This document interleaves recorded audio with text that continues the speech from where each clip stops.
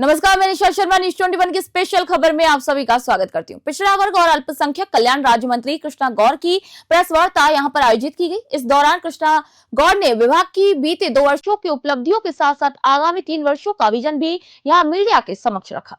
विंध्याचल भवन स्थित विभागीय कार्यालय में पत्रकारों को संबोधित करते हुए राज्य मंत्री कृष्णा गौर ने कहा कि सरकार ने पिछड़ा वर्ग और अल्पसंख्यकों के कल्याण के लिए निरंतर ठोस कदम उठाए हैं।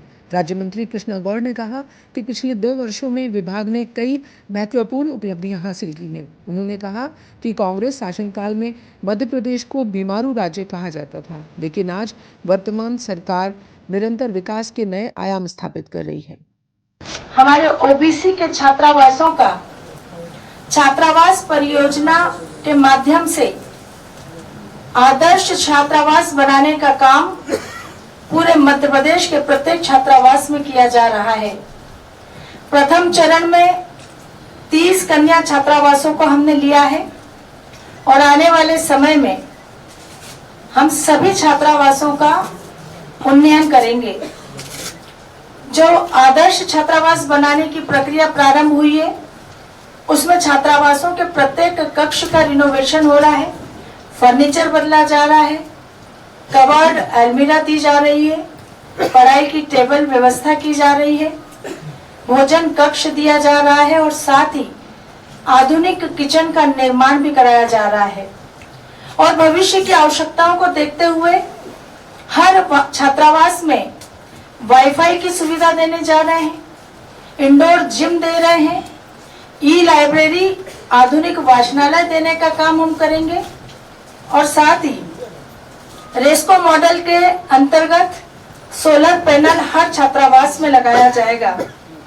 इस प्रकार हमारे विभाग की कोशिश छात्रावासों में निवासरत पिछड़ा वर्ग के विद्यार्थियों को, छात्र छात्राओं को सुविधाजनक रहवास के साथ साथ अध्ययन हेतु उत्साहवर्धक वातावरण तैयार करके देना है। मंत्री कृष्णा गौर ने जानकारी दी कि पिछड़ा वर्ग आदर्श छात्रावास परियोजना पूरे प्रदेश में संचालित की जा रही है। छात्रावासों में विद्यार्थियों के लिए कमरों का नवीनीकरण, अध्ययन हेतु टेबल, भोजन कक्ष जैसी सुविधाएं उपलब्ध कराई जा रही हैं। आने वाले समय में ओबीसी के विद्यार्थियों के लिए संभाग स्तर पर 500 सीटर छात्रावासों का निर्माण कराया जा रहा है। अभी वर्तमान में इंदौर और जबलपुर 2 जगह हमारे 500 सीटर है। हमारी कोशिश मध्य प्रदेश के सभी संभागों में 500 सीटर छात्रावासों के निर्माण की है, जिस दिशा में हमारे भोपाल और ग्वालियर के छात्रावासों को स्वीकृति प्राप्त हो गई है। आने वाले समय में हम सभी संभागों में 500 सीटर के छात्रावासों का निर्माण करने जा रहे हैं।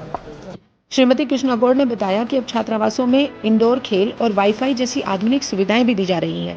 पहले जहां मेस की सुविधा नहीं थी, वहीं अब विद्यार्थियों को निःशुल्क भोजन व्यवस्था उपलब्ध कराई जा रही है। राज्य मंत्री ने कहा कि पिछड़ा वर्ग के बेरोजगार युवक युवतियों को विदेशों में रोजगार के अवसर भी उपलब्ध कराए जा रहे हैं। इसके साथ ही प्रदेश के करीब 7.5 लाख छात्र छात्राओं को छात्रवृत्ति स्वीकृत कर समय पर वितरण किया जा रहा है। उन्होंने बताया कि हर वर्ष 50 विद्यार्थियों का चयन कर उन्हें विदेश में उच्च शिक्षा के लिए भेजा जा रहा है। 24-25 में 16 पिछड़े वर्ग के युवाओं को सम्मानजनक रोजगार मिला जापान में, और अब 5 युवा हमारे और तैयार हैं जापान में सम्मानजनक रोजगार प्राप्त करने के जाने के लिए। तो यह हमारी योजना जो विदेश में बच्चों को रोजगार प्राप्त करने की थी, ये बहुत सफल हुई और इसी योजना से प्रेरणा लेते हुए अब हम सोशल इम्पैक्ट बॉन्ड के माध्यम से इस योजना का विस्तृत स्वरूप लेकर आए हैं, जिसे हमारी कैबिनेट ने भी स्वीकृति दी है। और इस योजना के माध्यम से अब हम लगभग 600 बच्चों को, 300 बच्चे जापान जाएंगे और 300 बच्चे जर्मनी जाएंगे। राज्य मंत्री कृष्णा गौर ने यह भी बताया कि वामसी पोर्टल के माध्यम से वक्फ संपत्तियों के डिजिटलीकरण में मध्य प्रदेश देश का पहला राज्य बन गया है।